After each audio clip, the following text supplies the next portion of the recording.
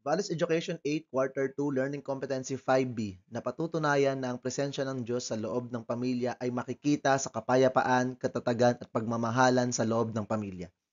Magandang araw sa inyong lahat. Ang ating aralin ngayon ay tungkol sa presensya ng Diyos sa ating pamilya. Napakahalaga ng paksang ito dahil dito natin mauunawaan kung paano nagiging gabay at lakas ang Diyos sa bawat tahanan.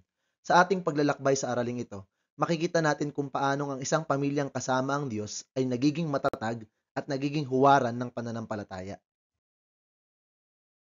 Sa nakaraang aralin, napag-usapan natin ang mga palatandaan ng isang pamilyang may presensya ng Diyos. Una, may pagkakaisa at pagmamahalan.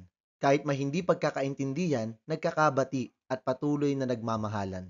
Ikalawa, tapat na sumasamba at sumusunod sa Diyos. Hindi lamang tuwing linggo, kundi sa araw-araw, sinusunod nila ang mga utos ng Diyos. Ikatlo, may regular na panalangin pansambahayan. Pinapahalagahan nila ang sabay-sabay na pananalangin bilang pamilya. Ikaapat, pinagmumulan sila ng mga batang mananampalataya. Ang mga anak ay lumalaking may takot sa Diyos at nagiging mabuting halimbawa sa iba. Ikalima, namumuhay sila ng may kabanalan. Ibig sabihin, iniiwasan nila ang masama at pinipili ang tama ayon sa kalooban ng Diyos. Ikaanim, makikita rin ang kapayapaan, kapanatagan at kaligayahan sa kanilang tahanan. Ang bawat isa ay ramdam ang seguridad at saya. At ikapito, matatag sila at nagtatagumpay sa mga pagsubok. Hindi sila basta sumusuko dahil naniniwala silang kasama nila ang Diyos sa bawat hamon. Ngayon, pag-aaralan natin ang ilang halimbawa ng mga pamilya sa kanilang mga karanasan. Dito natin makikita kung paano talaga nakikita at napatutunayan ang mga palatandaang ito sa tunay na buhay. Hindi marangya ang buhay ng pamilya Istana. Payak lang ang kanilang maliit na tahanan at sapat lang ang kinikita ng ama bilang isang tricycle driver at ina na may sari-sari store. Dumadaan din sila sa mga suliraning pinansyal gaya ng ibang pamilya. Subalit sa kabila ng mga ito, sila ay palaging pinagbubuklod ng kanilang pananampalataya. Regular silang nananalangin at sumasamba ng magkakasama. Ang bawat kasapi ng pamilya ay nagtutulungan din sa lahat ng gawain sa tahanan. Kahit hindi sila mayaman, itinuturing nilang sila ay pinagpapala sapagkat sila ay ligtas sa kapahamakan, maayos ang kalusugan, at masayang magkakasama. Dahil dito, payapa ang kanilang tahanan at panatag ang kanilang kalooban. Mga tanong: ano ang pinagmumulan ng kapayapaan ng pamilya Istana sa kabila ng kanilang payak na pamumuhay? Paano ipinakita sa kwento na kung ang pamilya ay may Diyos, payapa ang kanilang buhay? Maraming pagsubok at problema ang dinadanas ng pamilya Day One. Minsan ay kulang sa pera para sa pang-araw-araw na gastusin at paminsan-minsan ay may sakit ang ilan sa kanila. Sa kabila ng lahat ng ito, nananatili silang matatag at positibo. Lagi silang nananalangin at nagtitiwala sa Diyos na nangangako ng kabutihan sa mga naglilingkod sa Kanya.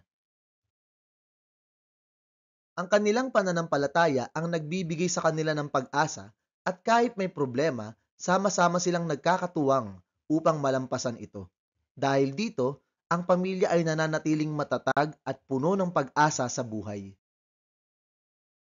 Mga tanong: ano ang nagpapanatiling matatag sa pamilya Day One kahit marami silang problema?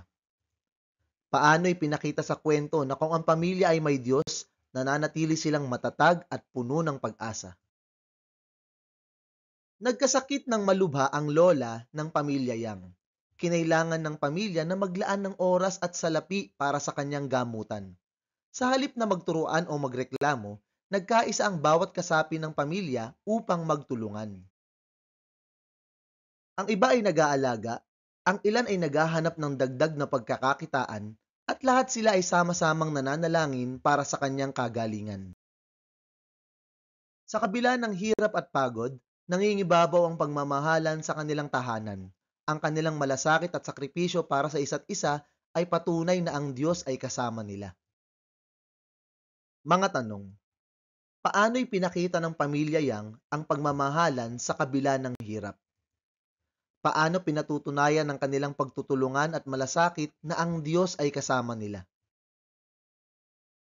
Napansin ba ninyo, mga mag-aaral, sa mga kwento ng ating tinalakay, iisa ang malinaw na lumabas. Kapag ang Diyos ay kasama ng isang pamilya, hindi sila nag-iisa sa anumang sitwasyon. Ang kaniyang presensya ang nagbibigay ng tatlong mahalagang biyaya: ang kapayapaan, katatagan, at pagmamahalan. Una, ang kapayapaan. Ang kapayapaan ay hindi nakabatay sa dami ng pera o ganda ng bahay. Maaari kang magkaroon ng malaking bahay, pero kung laging may alitan, hindi pa rin tunay na mapayapa ang buhay.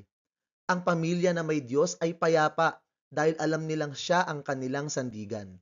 May kapanatagan ang kanilang isip at damdamin dahil nagtitiwala sila na iingatan sila ng Diyos. Ikalawa, ang katatagan. Sa bawat pamilya, dumarating ang mga problema, kakulangan sa pera, sakit, o iba pang suliranin. Ngunit ang pamilyang may Diyos ay hindi basta sumusuko. Sa halip, sila ay nagiging matatag dahil naniniwala silang may magandang plano ang Diyos. Ang kanilang pananampalataya ang nagiging dahilan upang manatili silang puno ng pag-asa kahit mahirap ang sitwasyon. At ikatlo ay ang pagmamahalan. Kung ang Diyos ay nasa gitna ng pamilya, laging nangingibabaw ang pag-ibig. Hindi sila basta-basta nagkakagalit ng matagal, bagkus ay handang magpatawad at magdamayan. Lalong higit sa oras ng sakit, problema o kagipitan, mas umiigting ang kanilang malasakit at sakripisyo para sa isa't isa. At dahil Diyos mismo ang pinagmumula ng pag-ibig, kaya't kung siya ay kasama, ang pamilya ay nagiging tunay na masaya at buo. Mga mag-aaral, tandaan natin, ang kapayapaan, katatagan at pagmamahalan ay hindi lamang bunga ng sariling sikap ng pamilya. Ito ay malinaw na patunay na ang Diyos ay naroroon sa kanilang tahanan. Mga mag-aaral, maglaan tayo ng ilang sandali upang magnilay. Ang presensya ng Diyos sa pamilya ay hindi lamang nakikita sa salita, kundi sa gawa.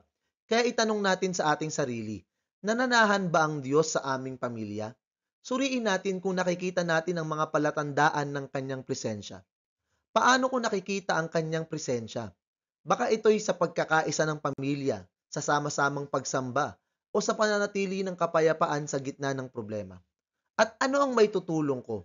Isipin natin kung paano natin maisusulong ang pagmamahalan, pagtutulungan at pananampalataya upang manatili ang Diyos sa ating tahanan. Para sa paglalapat, pagnilayan, ano ang magagawa ko upang manatili ang Diyos sa aming tahanan? Isulat sa journal ang isang konkretong aksyon na gagawin mo. Halimbawa, mas madalas ka nang mananalangin kasamang pamilya, ikaw ay magpapatawad sa mga nagkasala sa iyo, o tutulong ka sa mga gawaing bahay.